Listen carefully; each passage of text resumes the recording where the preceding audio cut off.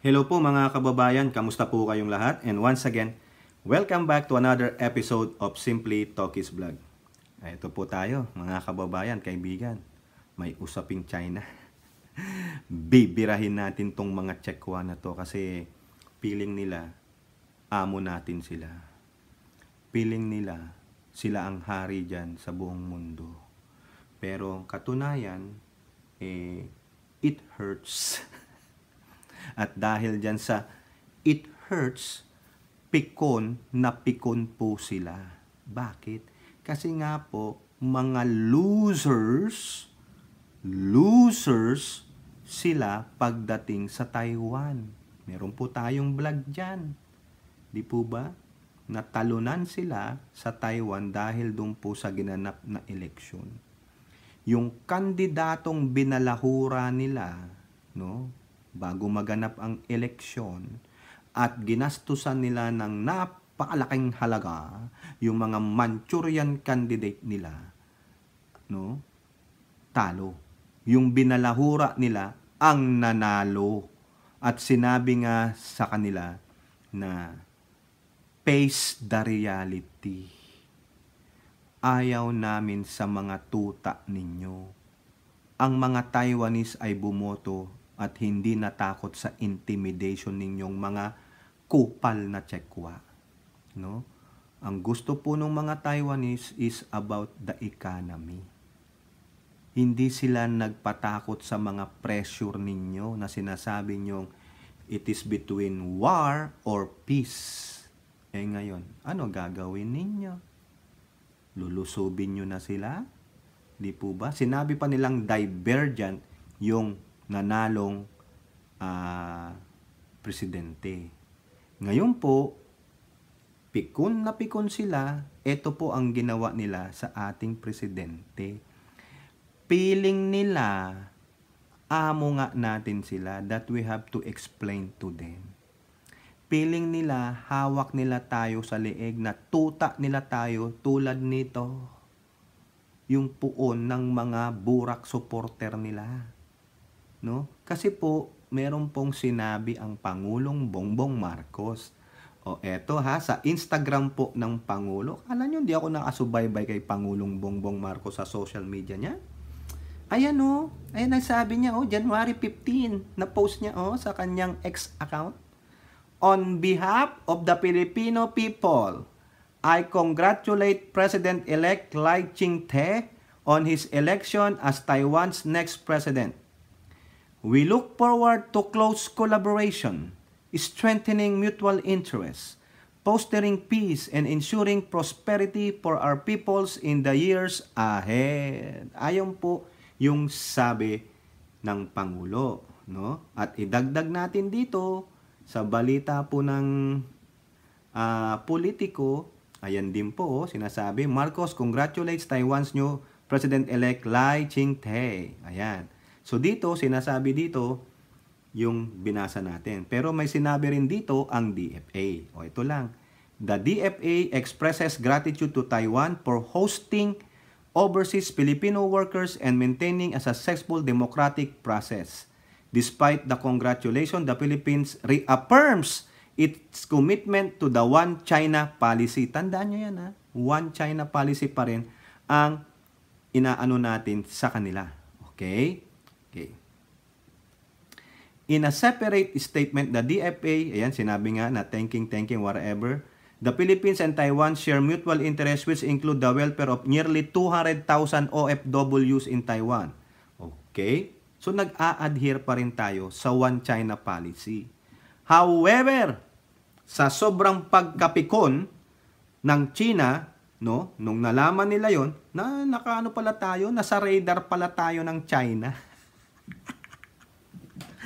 Nasa radar pala tayo itong mga gonggong na ito, no, mga kababayan, no?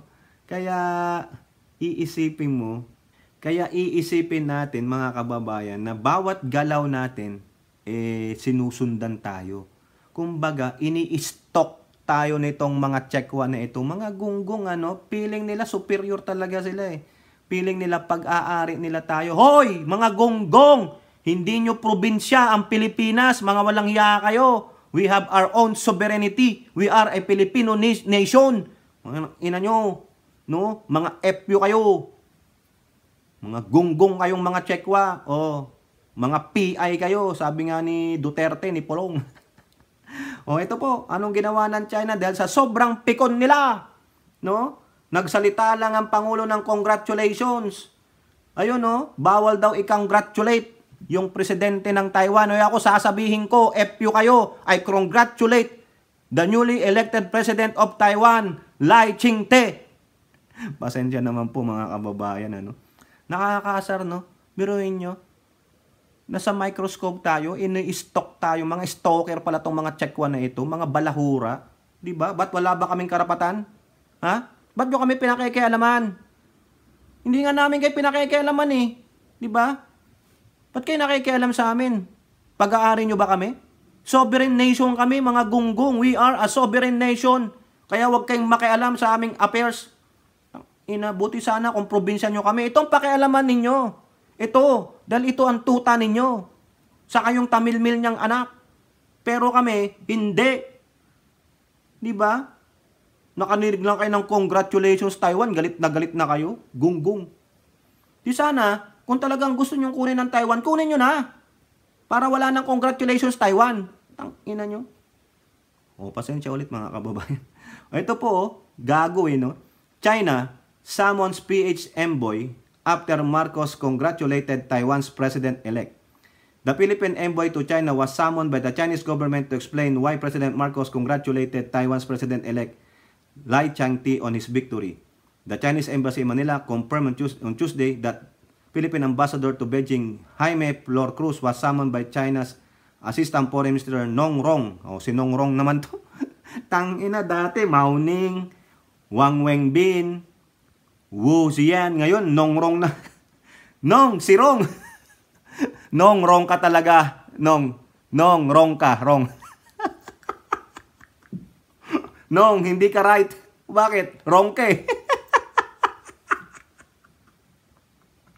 Kaya yung mga naghahanap ng Mr. Right, huwag niyong kunin si Nong Rong. Okay na si Mr. Right, wrong. Ano pangalan nito? Nong Rong. After Beijing got strongly dissatisfied and resolutely opposes Marcos' message of congratulations to Lai. Oh, edi patawag lang. Wala nang magagawa nyo. So what? 'Di ba? Oh, ano na ba kayo ng inyong yung relationship sa amin? Na you will cut ties with the Philippines? Edi pakialam namin sa inyo, 'di ba? Tangina, wrong na nga kayo eh. Yun lang mga kababayan, pikon na pikon. Napaghahalatang diktador. Authoritarian, di ba ang sabi nga ni Lai Ching-te? If we will, kung pamimiliin kami between democracy and authoritarian, we choose democracy. O yan ang wala sa mga Chinese. Hindi nila alam yung word na democracy. Ang alam nila, authoritarian rule. Ay, hindi pwede yan. Pwede mong gawin yan sa citizen mo, but not the citizens of the world. Gong, estupido, stupid. Mga PI kayo, sabi ni Pulong Duterte. Diba? In a post on X, China's foreign ministry called out Marcos' message as it was a grave violation of the One China principle and the communique on the establishment of China-Philippine diplomatic relations. So what? Binasa natin kanina, sabi ng DFA, we still reaffirm the One China policy. Eh paano? Hindi marunong magbasa ng English tong si Nong Rong eh. You have the wrong understanding of what our president have said. Di ba? Bawal na pala magsabi ng congratulations. Siguro, sa kanilang dictionary hindi ko malaman, baka walang word na congratulations. Kasi, sila ay tamilmel. Ganun lang. Bawal magsalita eh, di ba? Tinusupalan nila ang freedom of expression, no? At freedom of speech sa bansa nila. But it will not happen in the free world. Mga gunggong. Hindi pala ban ang X dyan sa China, no? Pero ang Facebook ban eh, di ba? Meron nga silang Weibo. Di ba? It also said it was a breach of the Philippines' political commitment to China. Sige nga, patunayan mo nga. Because of the word congratulations lang. Gago.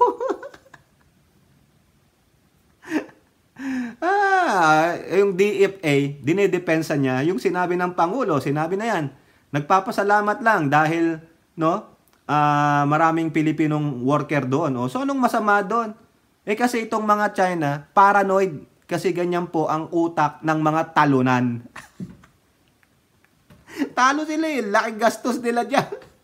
Ang tindi ng propaganda. Biruin nyo, nagpapalipad sila ng mga eroplano nila. Nagpalipad pa sila ng ilang mga balloons. Parang tinatakot nga yung mga Taiwanese eh. Napundi ang Taiwanese. Sabi puta, authoritarian ito, no? Boto natin tong isa. Bebote nga. Bebote nga. Mga pikon kasi. Ito pa sabi nila, talagang sinusunod-sunod si si presidente. Kala nyo walang didepensa sa aming pangulo? Well, you freaking idiots doesn't know how to read between the lines. It's only a congratulations. But we still affirm, we still abide with your one China policy. So what's wrong with that? If you don't want our president to congratulate or any leaders of the nation to congratulate whoever in the Taiwan, you should have that. Wala nang eleksyon, mga gonggong pala kayo eh. 'Di ba? Ito na naman po sa Manila Bulletin. China chides Marcos, read more. What do you think? Our president is not reading? 'Di ba? Gonggong pala 'to eh. China has urged President Marcos to read more so he could develop a proper understanding of the ins and outs of the Taiwan question. What is the question? Si Mao Ning, si Mao Ning, China's foreign ministry spokesperson made the pronouncement on Tuesday after the president congratulated. Talagang triggered po lahat sila, no? Mao suggested that Marcos must do that so he could also come to a right conclusion. So what is the right conclusion? The president just only congratulated. Uulitin natin, but we still affirm the one China policy. We abide on that. So what's the problem with that? Pikon. Losers. Alam nyo na pag losers, galit na galit yan. Nag-aapoy sa galit, no? Wala kasi silang kakampi. Magbasa daw muna daw ang Pangulo. So what do you think? Who is more have a higher IQ? You, Mao Ning, or our president? I bet you it's our president.